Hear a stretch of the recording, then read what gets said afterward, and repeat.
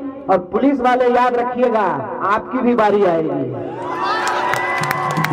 जनता चलाते हैं आप हमारे ऊपर, याद रखिएगा। ये सरकार जब आपका पेंशन बंद कर देगा ना, तब आपके लिए बोलने वाला कोई नहीं होगा। ये याद रखिएगा, ये ऐसे लोग हैं जो इस देश के आम आवाम को आपस में लड़ा करके इस देश को बेचना चाहते हैं। इस बात को आप अपने दिमाग में डाल लीजिए कि इस देश के एक एक इंच जमीन को अपने मालिकों के हाथ में गिरवी रख देना चाहते हैं भाजपाई लोग। हमको इंतजार है इस बात का सर, हम आपको बता रहे हैं। अभी पंजाब हरियाणा का लोग हमको मैसेज करके बोलता है कि सर गलती हो गया। भाजपाई रोते रोते मेरे पास आएगा, कहेगा सर गलती हो गया, आपका बात नहीं समझे थे। हम इंतजार कर रहे हैं उस दिन का, आपको हम बता देते हैं। हमको मोदी जी से कोई दुश्मनी है क्या? हमको इतना फुर्सत है? माए बाप इसीलिए हमको पढ़ाया लिखाया, माए बाप हमको इसीलिए पीएचडी कराया कि हम प्रधानमंत्री से दुश्मनी पालते चले। हमको इतना फुर्सत है कि हम अमित शाह से इतना दुश्मनी करें। अमित शाह के बेटा को देखे हैं कैसा लगता है? नहीं, मेढक मत बोलिए। किसी भी इंसान के ऊपर व्यक्तिगत टिप्पणी नहीं करनी चाहिए। कभी उसको कोई मेढक कह देता है, कभी सुअर बोल देता है। एक बात हमको बताइए, अरे हमारे पिताजी गृह मंत्री थोड़ी हैं कि हम बीसीसीआई का सेक्रेटरी बन जाएंगे। जया साहब के पप्पा देश के गृह मंत्री हैं, तो वो बीसीसीआई के सेक्रेटरी बन गए। हम तो गरीब घर में पैदा हुए हैं, हम तो पढ़ाई लिखाई करेंगे, नौकरी करेंगे, नेतागिरी करने का फुर्सत है हमको? प्रधानमंत्री जी से कोई व्यक्तिगत दुश्मनी नहीं है। दिक्कत यह है कि हम आपके टैक्स के पैसे से इस बात को पढ़ लिख करके समझ गए कि ये आदमी देश का चौकीदार नहीं है, ये अंबानी का दरबार है। इस बात को हम समझ गए कि ये जब भी कहता है देश नहीं झुकने दूंगा, हम समझ जाते हैं कि देश को बेचने का नया तैयारी शुरू कर दिया है। एक बात हमको सोच करके बताइए, कहते हैं कि किसानों की भलाई के लिए कानून लाए हैं। आए बाप, कैसा भलाई है कि किसान कह रहा है नहीं बाबूजी हमको ही भलाई नहीं चाहिए, माए बाप अपना भलाई अपने पास रख लीजिए। आई जबरदस्ती कर रहे हैं, हम आपका भलाई करवे करेंगे। थोड़ा मामला समझ लीजिए कि क्या है। कहते हैं कि विपक्ष का नेता लोग भड़का दिया किसान को। भारी बुड़बक आदमी है जी। विपक्ष का नेता अगर जनता को भड़का सकता तो बोलिए आपका वोट लेकर के प्रधानमंत्री नहीं बन जाते? विपक्ष के नेता का बात कौन सुनता है? बात तो लोग मोदी जी का सुनता है। कभी मन का करते हैं, कभी दिल का करते हैं, कभी आसमान का, कभी पताल का। देश तो प्रधानमंत्री को सुनता है। चापलूसी करते करते कोई पत्रकार इतना दूर निकल जाता है कि देश का सबसे लोकप्रिय नेता नहीं बोलता है, विश्व का सबसे लोकप्रिय नेता बोलता है। अरे ठीक है, विश्व के सबसे लोकप्रिय नेता जब इस देश के प्रधानमंत्री हो तो वो अगर एक बात आकर के बोलेंगे और नहीं बोलेंगे तो रो देंगे। जनता तुरंत उनकी बात को समझ जाएगी। एक सवाल जो वो बोल रहे हैं बार बार कि किसान नहीं समझ रहे हैं, तो आप समझा दीजिए। आप अपने कृषि मंत्री को नहीं समझा पा रहे हैं और कह रहे हैं कि देश के किसान नहीं समझ रहे हैं। जब कोई भाजपाई आपको पान के दुकान पर मिले और आपको कहे कि कृषि कानून बहुत अच्छा है, तो कहिए हाँ अफसोस इस बात का है कि आपका कृषि मंत्री नहीं समझ पाई थी। याद है कि नहीं है? कृषि मंत्री इस्तीफा दे चुकी हैं। जब ये कृषि कानून आया तो इसके विरोध में वो एनडीए की कृषि मंत्री थी, कांग्रेस की कृषि मंत्री नहीं थी, वो इस्तीफा देती हैं। याद है कि नहीं है? शॉर्ट टर्म मेमोरी लॉस नहीं हुआ है ना? तो याद कर लीजिए, हम लोग देश के किसानों को नहीं भड़का रहे हैं सिपाही जी। दरोगा जी आप भी सुन लीजिए, देश के कृषि मंत्री ने कृषि कानून के विरोध में इस्तीफा दे दिया। बोलिए क्यों? क्या उनको भी समझ में नहीं आया? कानून जब लिख रहे थे तो कृषि मंत्री को कान में भुट्टी ठीक से नहीं पिलाए थे, क्यों इस्तीफा दे दिए? दूसरा बात जो बहुत जरूरी है, ये कहते हैं कि ये कानून हम इसलिए ला रहे हैं ताकि किसानों की भलाई हो, उनकी आमदनी दुगुनी हो। तो उस संबंध में मैं एक बात आपको बता देता हूं। बिहार में 2006 में मंडी समाप्त कर दिया गया। क्या बोल करके कि मंडी समाप्त कर देंगे तो किसानों का भलाई हो जाए। आप लोग किसान हैं ना?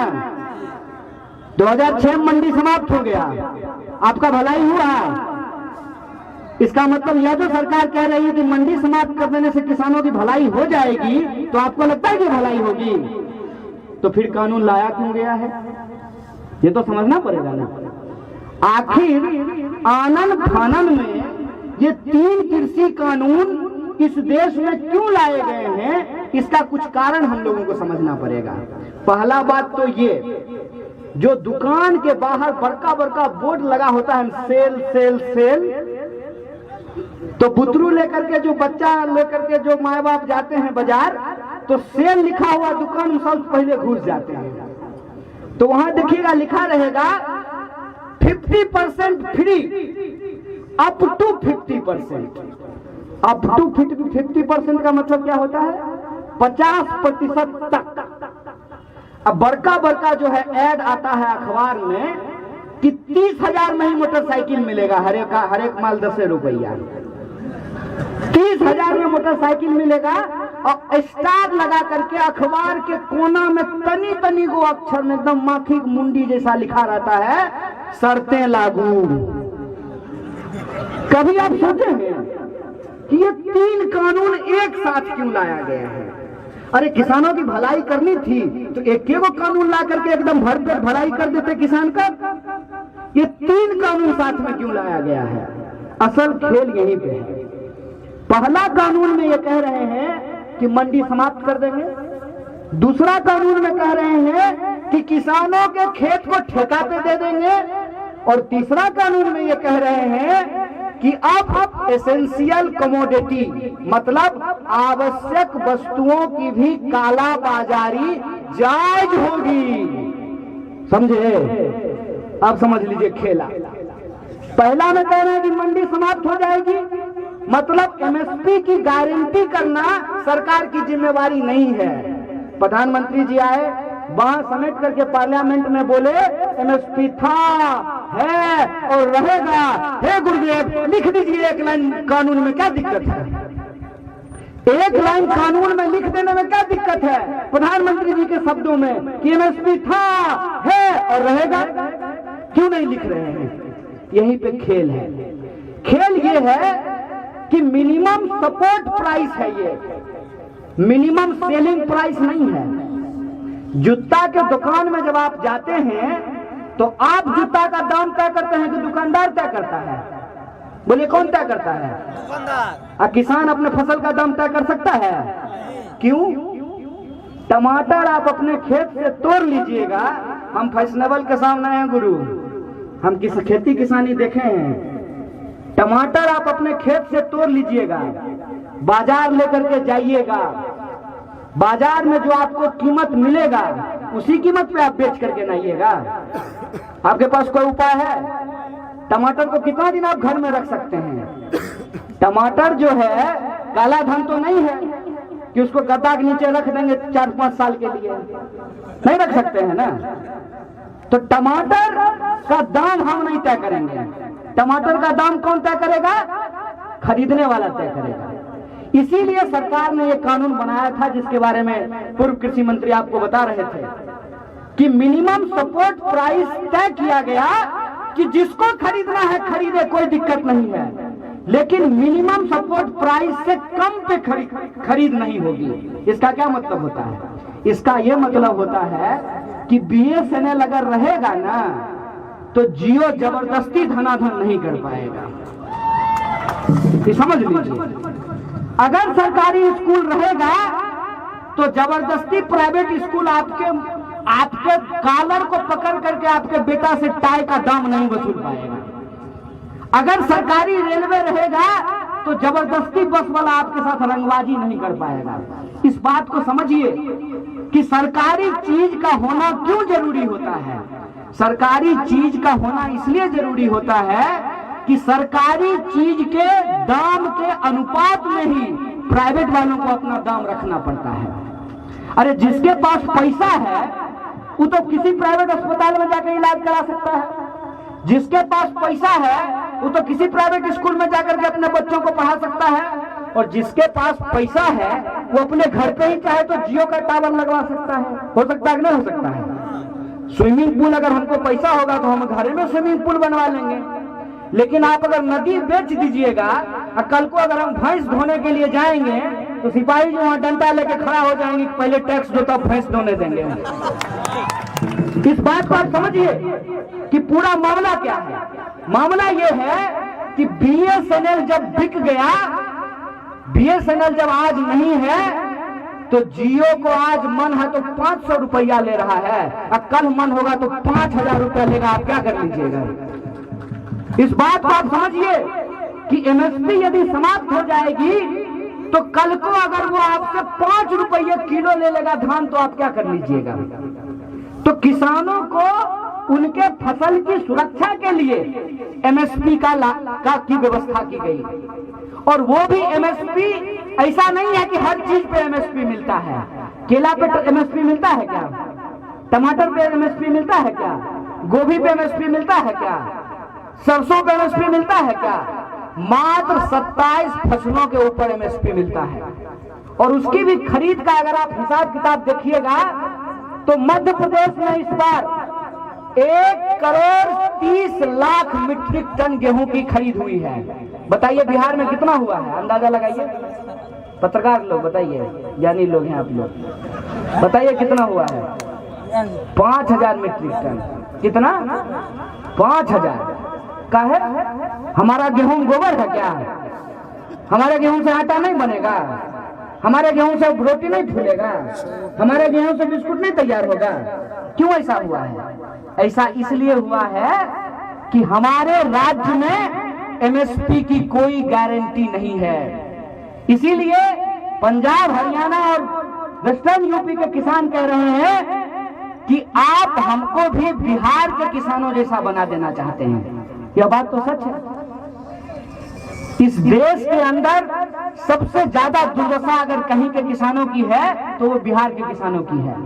अपना गेहूं काट लेते हैं तब पंजाब का धान काटने के लिए जाते हैं, या पंजाब का धान काट लेते हैं तब अपना धान काटने के लिए आते हैं। यही सच्चाई है ना।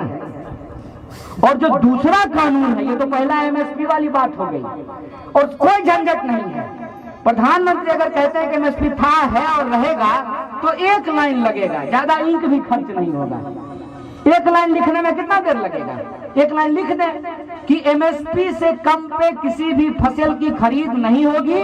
अगर खरीद होगी तो यह आपराधिक होगा, और जो लोग ये काम करेंगे उनके ऊपर मुकदमा किया जाएगा, उसको जेल में डाला जाएगा। इसको लिखने में कोई दिक्कत है क्या? सरकार क्यों नहीं लिख रही है? सरकार अगर लिखेगी ना तो मार जूता जूता इनका मुंह फुला देगा। कौन कौन कौन मुंह फुलाएगा? और ये जो दिन रात भजन होता है मोदी मोदी, ये भजन बंद हो जाएगा। क्या उस चैनल का मालिक कौन है? उस चैनल का मालिक कौन है? तो सरकार जिसकी करती है दरबानी उसी का है चैनल, और जिसका है चैनल वही आज आने वाले समय में क्या खरीदना चाहता है? आपका खेत, आपका फसल, आपकी किसानी, आपकी खेती, और आपको क्या बनाना चाहता है? आपके ही खेत पर गुलाम। और ये बात मैं क्यों कह रहा हूं? इतवार को कानून पास हुआ है क्या सर? इतवार को कानून पास हुआ है, और जिस दिन कानून पास हुआ है उससे 2 दिन के बाद रिलायंस रिटेल में 50,000 करोड़ का अपना शेयर बेचा है। कितना? क्या को सुनना हुआ? 50,000 करोड़ पे क्या को सुनना हुआ? गिनती कर लीजिएगा। 50,000 करोड़ का शेयर बिका है। किसका? रिलायंस रिटेल का। पूर्णिया में को रिलायंस रिटेल का दुकान देखे हैं? एगो एडवांस जिला है तब आप, 2 गो लोग कितना है यहाँ पे? 3 गो। और कितना शेयर बिका है? 50,000 करोड़। और कितना फल का दुकानदार है? फल का क्या गो रेडी लगता है पूर्णिया में? गिने हैं? है गिनती? क्या गो आलू का दुकान है गिनती? क्या जगह गेहूं मिलता है, गल्ला का दुकान है गिनती? तो आप गरीब से गरीब होते जा रहे हैं और चोरवा अमीर से अमीर होते जा रहा है, और ये हमको समझ में नहीं आए। इसीलिए शाम को टीवी पे बैठ करके एगो टोपी पहन लेगा, एगो तिलक लगा लेगा, मार तलवार निकालेगा टीवी पे, नकली बॉक्सिंग करेगा वहां पे। एक तरफ देश की लूट, देश के किसानों की लूट, देश के मजदूरों की लूट, देश के यूनिवर्सिटीज की लूट, देश के रेलवे की लूट, देश के LIC की लूट, देश के BSNL की लूट। एक तरफ देश की संपत्ति लूटी जा रही है और दूसरी तरफ क्या किया जा रहा है? हिंदू मुसलमान, मंदिर मस्जिद, टीका टोपी दाढ़ी। बताइए, इस देश के लोगों को यह समझना पड़ेगा कि हम गंभीर संकट से गुजर रहे हैं। और संकट सिर्फ ये नहीं है, ये तो सस्ता फोटोकॉपी है। ये जो पार्लियामेंट में बैठा है, कभी रोता है कभी हंसता है, ऐसा लग रहा है जैसे अल्लाह उदल का डांस चल रहा हो। ये तो सस्ता फोटोकॉपी है। असल चुनौती इस देश के सामने ये है कि एक तरफ अमेरिका चाहता है इस देश के बाजार को कब्जा कर लेना, दूसरी तरफ चाइना चाहता है इस देश के बाजार को कब्जा कर लेना। आप बताइए, 135 करोड़ का यह देश, जहां महात्मा गांधी, फणीश्वरनाथ रेणु, नक्षत्र मालाकार, कर्पूरी ठाकुर जैसे लोग पैदा हुए, यह महान धरती है भारत भूमि जो अपनी आजादी को सेलिब्रेट करता है। एक तरफ उस देश के 135 करोड़ लोग हैं, उनकी आजादी का सवाल है, दूसरी तरफ ये लुटेरे और बेईमान इस देश को कब्जा कर लेना चाहते हैं।